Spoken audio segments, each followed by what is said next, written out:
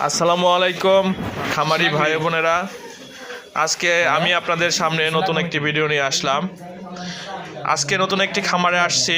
এখানে শুধু গাভী পালন করা হয়, উন্নত জাতের গাভী। প্রত্যেকটা গাভীতে 20 লিটার করে দুধ হয়।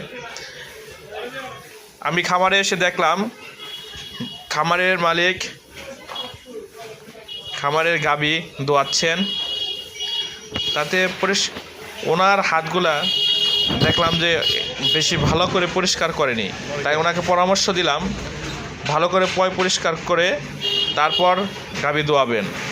এতে আপনার গাভীর ম্যাস্টাইটিস হওয়ার সম্ভাবনা খুব কম থাকবে। দোয়ানোর পরে 25 মিনিট পর্যন্ত আপনার গাভীকে শুইতে দিবেন না,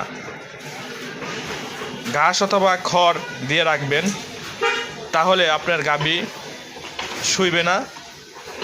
25 মিনিট পর্যন্ত গাভীর বাট খোলা থাকে, পাটের ছিদ্র খোলা থাকে।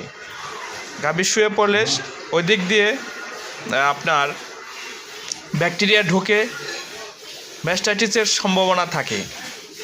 এই কারণে 25 মিনিট পর্যন্ত আপনার গাভীকে শুইতে দেবেন না। খামারগুলো পরিষ্কার রাখবেন।